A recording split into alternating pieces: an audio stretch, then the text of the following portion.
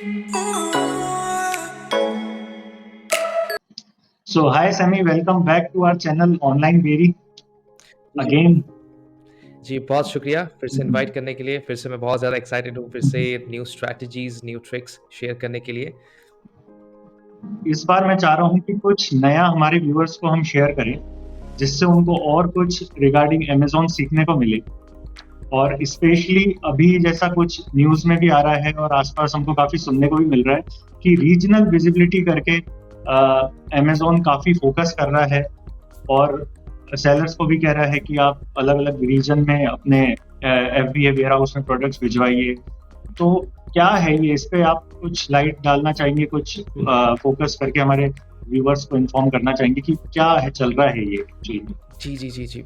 ये बहुत बेहतरीन टॉपिक आपने छेड़ा है। इसको हम लोग बोलते हैं जियो रैंकिंग मतलब जियोग्राफिकल रीजनल रैंकिंग। तो आप एक चीज़ नोटिस जियो रैंक। करेंगे जी, ओके, आप एक चीज़ नोटिस करेंगे आप अभी अमेज़न में जाइए कुछ खरीदने के लिए, सोचिए वाटर बॉटल आपको खरीदना है, ठीक है? आप अभी बैठे हुए हैं और ओके, आपने जैसे शॉपिंग ऐप ओपन किया क्योंकि आपका शॉपिंग ऐप ऑलरेडी सेट है आपका डिलीवरी एड्रेस के ऊपर। आप अगर डेस्कटॉप में ओपन करेंगे ओके, तो देखेंगे आपका लेफ्ट हैंड साइड में आपको ऑप्शन आता है डिलीवरी एड्रेस चूज़ करने का, ठीक है? शिपिंग एड्रेस, तो यस, वहाँ पे आप चेंज भी कर सकते हैं। तो वहाँ पे डिलीवरी एड्रेस जो आपका ओके, सेट है, वहाँ पे आपने वाटर बॉटल सर्च किया, आप देखेंगे कुछ एड्स आ रहे हैं, कुछ नीचे ऑर्गेनिक लिस्टिंग्स आ रहे हैं। अभी आप जाके वहाँ पे ओके, लेफ्ट हैंड साइड में जाके डिलीवरी एड्रेस एक बार पिन कोड चेंज करके देखिए, देखेंगे कुछ-कुछ जो सर्च रिजल्ट्स पे आ रहे हैं, चाहे वो ऐड हुआ, चाहे वो ऑर्गेनिक रिजल्ट हो, वो चेंज हो जाएँगे। तो ये क्यों चेंज हो रहा है? अच्छा, क्योंकि अमेज़न चाहते हैं जो उस पिन कोड में जो कस्टमर बैठे हुए हैं, उनको ऐसा-ऐसा प्रोडक्ट्स शो करे जो ज़्यादा फास्ट डिलीवरी होगा, जिनका सेलर का रेटिंग अच्छा है। तो इसी को बोलते हैं ओके, जियो रैंकिंग। यहाँ पे मैं आपको एग्ज़ाम्पल दूँ ना, एक हम लोग ब्रांड्स के साथ काम कर रहे थे जो लगभग around 20 to 23 lakhs per month कर रहे थे। और उन्होंने ओके, कोई न्यू प्रोडक्ट्स लॉन्च नहीं किया, करंट जो प्रोडक्ट सेल कर रहे थे वही सेल करते गए। लेकिन उन्होंने क्या किया 3 वेयरहाउस स्टेट्स के 3 डिफरेंट स्टेट अपने जीएसटी में ऐड किया। मतलब उन्होंने वीपीओ भी लिया, न्यू जीएसटी लिया, 3 डिफरेंट स्टेट्स का। तो मैं स्टेप बाय स्टेप अगर बताऊँ ओके, ना, जैसे वो 3 स्टेट का जीएसटी लिए, अपना शिपमेंट भेजा, उनका सेल 22 लाख से 60-67 लाख पर मंथ तक चला गया विदिन 2 मंथ्स। कोई प्रोडक्ट उन्होंने ऐड नहीं किया, यहाँ पे लगभग 3 टाइम्स जंप। तो ये पूरा स्टेप मैं अगर आपको ओके, ब्रेक डाउन करूँ, तो ये कैसे उन्होंने किया ना, हुँ, उन्होंने पहले तो अपना सीए से पूछा कि देखिए हम लोग ऑलरेडी 22-23 लाख का वॉल्यूम कर रहे हैं, कौन सा स्टेट से हम लोग को ओके, ज़्यादा ऑर्डर्स आ रहे हैं। तो उनका सीए जब क्योंकि जीएसटी फाइल करते हैं, वो स्टेट वाइज़ फाइल करते हैं, उनको पता है कौन सा स्टेट में ज़्यादा वॉल्यूम गया है। तो उन्होंने क्या किया, अपना जो सेलर है करेक्ट, उनको बता दिया कि देखिए ये टॉप 3 ज़िप कोड्स हैं, स्टेट्स हैं, जहाँ पे आपका सबसे ज़्यादा ऑर्डर डिलीवर होता है। तो उन्होंने क्या किया, उन्होंने जाके उस स्टेट्स के जीएसटी रजिस्टर कर लिया वर्चुअल प्लेस ऑफ बिज़नेस लेके, ठीक है? अभी उनका ओके, सेम पैन कार्ड के ऊपर मल्टीपल जीएसटी बन चुका है। अभी उन्होंने क्या किया, उस स्टेट्स में जो 3 स्टेट आपका जीएसटी उन्होंने लिया है, उस स्टेट में जो भी एफबीओ वेयरहाउसेस है, उन्होंने रजिस्टर करा लिया अपना ओके, वीपीओबी के अंदर। तो अभी क्या हुआ, उस स्टेट के जितने भी एफबीओ वेयरहाउसेस है, वो यूज़ कर सकते हैं। तो उन्होंने शिपमेंट सेंड करना स्टार्ट किया उस वेयरहाउसेस में। अभी क्या क्या हुआ, अभी उनका जो कस्टमर थे, जो सोचिए कर्नाटक में बैठा हुआ है, वो जैसे सर्च करते हैं, उनका प्रोडक्ट पहले शो होता है। जो सेलर ने ये चेंज किया क्योंकि उनका प्रोडक्ट्स कस्टमर से पास में है। और इससे अच्छा, क्या होता है, विजिबिलिटी बढ़ता है और ऑर्डर ज़्यादा होता है। इवन मैं अगर बात करूँ ना एड्स का, तो यहाँ पे सोचिए आपने वाटर ओके, बॉटल सर्च किया और आपके सर्च रिजल्ट में 2-3 वाटर बॉटल्स आ रहे हैं। एक आपका रेड वाटर बॉटल, एक ब्लू वाटर बॉटल, एक ग्रीन वाटर बॉटल, ठीक है? ये सोचिए ये ओके, 3 टॉप कंपीटिटर्स हैं। अभी यहाँ पे आप ओके, ऑर्डर कर रहे हैं, सोचिए आप बैठ रहे हैं दिल्ली पे, ठीक है? आपको ऑर्डर करना है। अभी जो फर्स्ट कंपीटिटर का प्रोडक्ट है, वो है दिल्ली वेयरहाउस में।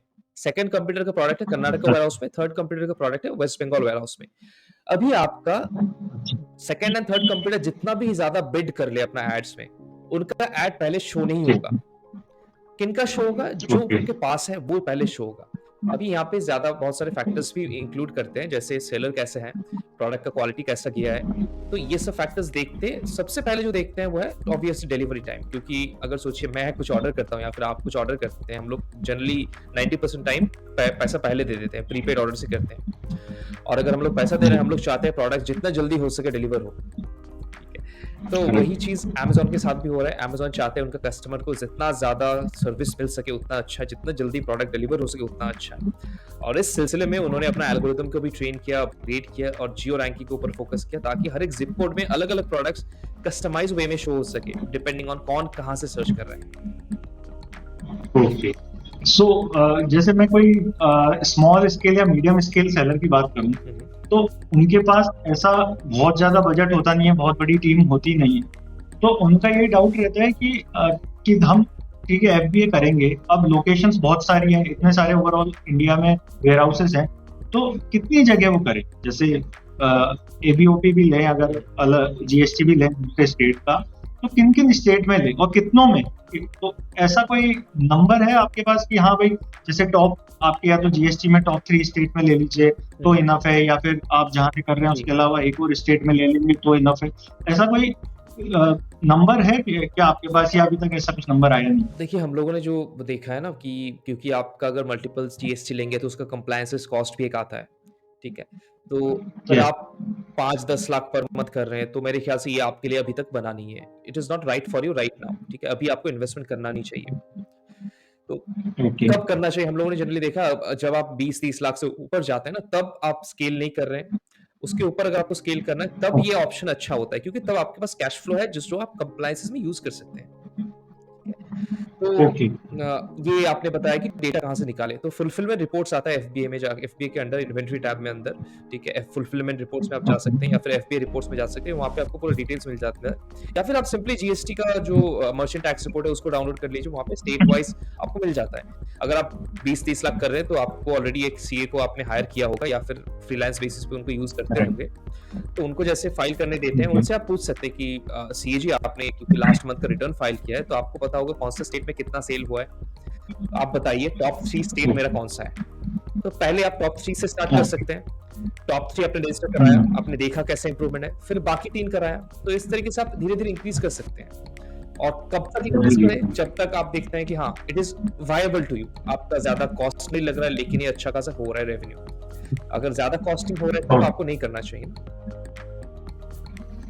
कॉस्टिंग के साथ साथ जो ये मंथली जीएसटी फाइल करने का ये जो वर्क रहता है, कि सीए को भी आपको सारा फाइल्स वगैरह डेटा देना पड़ता है, और एक मतलब स्मॉल स्केल सेलर को थोड़ा इशू आता है इन सब चीज में, मतलब वो थोड़ा मैच अप सा फील करता है। और फिर ऐसा भी नहीं है कि एक ही मार्केट प्लेस है, काफी सेलर्स अमेजोन के साथ साथ फ्लिपकार्ट पे भी हैं, मीशो पे भी हैं, जैसे तो आप इसलिए थोड़ा सा जैसे आप सेलर्स हाँ। हिचकिचाते हैं कि बहुत ज्यादा मल्टीपल वेयर हाउस में करने के इससे। जी, जी, जी। जैसे हाँ आप बताइए। अभी सब सेलर से भी बात करते हैं, चाहे वो फ्लिपकार्ट हुआ, अमेज़न हुआ, मीशो हुआ। तो आपको मैं ये हाँ। क्वेश्चन पूछना चाहूँगा कि आपको कैसा लगता है कि अभी जो करंट सिनेरियो है 2023, अभी इंटरनेट एकदम बूम पे है। तो अभी आप क्या देखते हैं इन द सिनेरियो ऑफ कोई अगर न्यू सेलर है या फिर नया सेलर है या फिर कोई नया स्टार्ट करना चाहते हैं, फ्लिपकार्ट हुआ, अमेज़न हुआ, तो हाँ। उनके बारे में आप क्या बताना चाहेंगे? सो मेरे अकॉर्डिंग जो अभी का सिनेरियो है वो ऐसा है कि मुझे या मेरी टीम को अप्रॉक्स 7+ ईयर्स हो गए ई कॉमर्स इंडस्ट्री में। तो स्पेशली कोविड से पहले क्या होता था कि कोविड से पहले अगर कोई नया सेलर आता था, ई कॉमर्स ट्राई करता था, या कोई मीडियम स्केल सेलर आता था, तो वो जैसे कोई नॉर्मल अपनी कैटेगरी के संग आया, उसने एवरेज सी फोटोग्राफी करवाई वाइट बैकग्राउंड पे, खुद ने ही लिस्टिंग कर दी या किसी से एवरेज से लिस्टिंग करवा ली। जी। तो उसके बाद भी वो थोड़ा बहुत मतलब ठीक ठाक एवरेज काम करके भी उसको सेल जनरेट हो जाती थी, इनिशियली सेल इतना ज्यादा इशू नहीं आता था। ऐसा क्यों होता था? क्योंकि कंपटीशन उस टाइम बहुत कम था, specially as compare to present situation.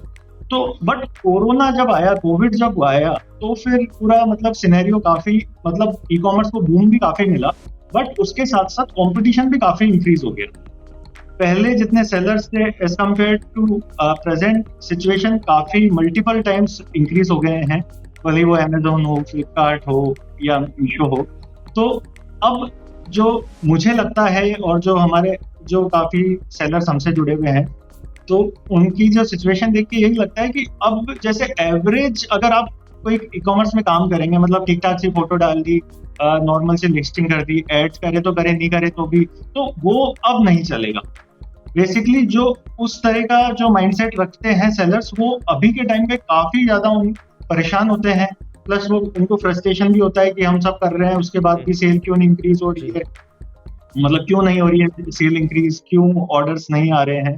तो बट जब उनका हम अकाउंट चेक करते हैं या कई बार वो कंसल्टेशन भी लेते हैं, तो हम चेक करते हैं तो यही पता लगता है कि जैसे उन्होंने बहुत ही बेसिक सा वर्क करा हुआ है, कीवर्ड्स बिल्कुल प्रॉपर नहीं है, एवरेज सी इमेज लगा रखी है, कोई ए प्लस कर रखा है तो ठीक है, जनरली नहीं कर रखा होता है, क्रिएटिव इमेजेस नहीं होती हैं, एड्स भी वो शायद मंथ में 2 मंथ में एक आधा बार चला ले तो ठीक है, वरना नहीं चलाते।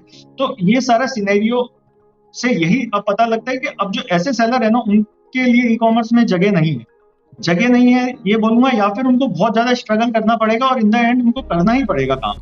मतलब अब जो जुगाड़ कहते हैं ना, कि जुगाड़ से जो सेलर्स चल रहे थे इतने टाइम से, अब नहीं चल पाएंगे, क्योंकि क्या है कि काफी मैन्युफैक्चरर्स आ चुके हैं जिनके पास अच्छा खासा प्रोडक्ट का सप्लाई स्ट्रॉन्ग है उनकी, प्लस उनके फाइनेंसेस भी स्ट्रॉन्ग है, वो अच्छा प्रोफेशनल से काम करवा रहे हैं, अच्छी फोटोग्राफी करवा रहे हैं, प्लस प्राइस में आप अगर थर्ड आप नॉर्मल अगर उनसे प्रोडक्ट ले रहे हैं तो उनसे जीत नहीं सकते हैं। तो हर तरीके से ऐसा तरह का सिनेरियो बन रहा है अभी कि एवरेज वर्क की अब ई कॉमर्स में जगह नहीं है। अगर आप ई कॉमर्स में नए सेलर हैं तो भी आपको काम अच्छा ही करना पड़ेगा। अब काम आप अच्छा कैसे कर सकते हैं, या तो आप यूट्यूब से फ्री में सीखिए या किसी से ट्रेनिंग लीजिए, कैसे भी करके करिए, पर आपको सीखना पड़ेगा।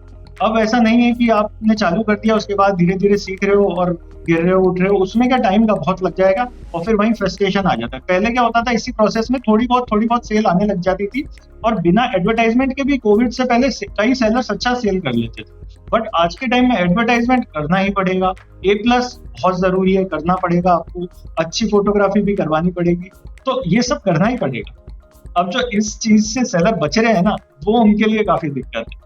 तो मुझे यही लगता है कि सब सेलर्स को अच्छे से काम करना है, या तो खुद करिए, अगर खुद नहीं कर पा रहे हैं तो किसी थर्ड पार्टी एसपीएन से सर्विस लीजिए जो प्रॉपरली वर्क करते हो। बट अब जुगाड़ नहीं चलेगा ई कॉमर्स इंडस्ट्री में, ये पक्की बात है। जी, बिल्कुल, वो तो है।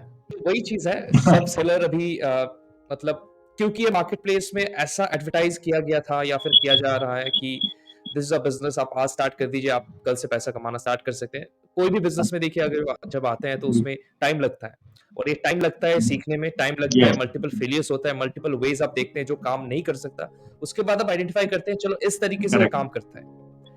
तो एक्सपीरियंस बिल्ड यस, करना मेन यहाँ पे चीज़ है, ठीक है? विज़डम बिल्ड कीजिए, वही चीज़ है, क्योंकि नॉलेज तो सबके पास है, लेकिन विज़डम आपको एक्सपीरियंस से आएगा। और ऐसा ही चीज़ है ना, टमाटर अगर आप देखेंगे, यस, टमाटर is known as a fruit, ठीक है? लेकिन ऐसा तो नहीं है, जिसके पास नॉलेज है वो बता देगा कि हाँ, टमाटर इज़ अ फ्रूट। लेकिन जिसके पास विज़डम है, वो टमाटर को फ्रूट सैलेड में नहीं डालेगा। ठीक है? तो ऐसा ही चीज़ है। यस। अब इसमें एक और पॉइंट मैं ऐड करना चाहूंगा कि काफी जो सेलर्स है ना, वो इस माइंडसेट से भी आते हैं कि ये पार्ट टाइम वर्क है, वो पार्ट टाइम की तरह आते हैं, और तो वो सोचते हैं टाइम तो वो बहुत पार्शियली पार्ट टाइम देंगे, पर इन्वेस्टमेंट तो करना पड़ता है, ये प्रोडक्ट लाने पड़ते हैं ये उनको, तो इन्वेस्टमेंट तो हो जाता है इनका, पर वो टाइम इन्वेस्ट नहीं करते, उसको पार्ट टाइम की तरह ट्रीट करते हैं। तो ऐसे सेलर्स को भी मैंने काफी सफर करते हुए देखा है, क्योंकि अगर आप बिजनेस को पार्ट टाइम की तरह ट्रीट करेंगे तो आपको जो आउटपुट और रिजल्ट भी है ना, वो भी बिजनेस जो ई कॉमर्स है वो पार्ट टाइम वाले रिजल्ट आपको देगा, और आप फुल एफर्ट इसको दे रहे हैं ई कॉमर्स को, अपना टाइम एफर्ट मनी, तो आपको रिजल्ट भी फिर उस तरीके के ही मिलेंगे। तो पार्ट टाइम वालों को भी मैं सजेस्ट नहीं करूंगा कि आप पार्ट टाइम आके इसमें सोचें कि बहुत ज्यादा स्कोप है, पार्ट टाइम नहीं है ये ई कॉमर्स बिजनेस, ये फुल टाइम बिजनेस ही है। और अगर आप पार्ट टाइम कर रहे हैं इसको, तो फिर आप बहुत अच्छी एजेंसी हायर करें या एसपीएन से काम करवाएं, या फिर आपकी एक मे बी फ्रीलांसर वाली अच्छी टीम होनी चाहिए, उस तरीके से ही आगे बढ़ा जा सकता है इस ई कॉमर्स इंडस्ट्री। जी, बिल्कुल। ऐसे भी आपको नॉलेज गेन करता रहना होगा, चाहे आप किसी से काम कराएँ या ना कराएँ, या फिर फ्रीलांस या फिर वर्चुअल असिस्टेंट, यस, यस, आपको भी थोड़ा बहुत नॉलेज होना चाहिए उस फ़ील्ड में। और जी, बिल्कुल, बिल्कुल। सो काफी अच्छा लगा आपसे वापस पॉडकास्ट करके।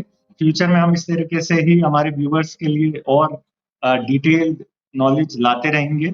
तो बाकी आप बताइए आपको कैसा लगा, और जी, बहुत बहुत अच्छा लगा आप आपसे आगे। बात करके आज।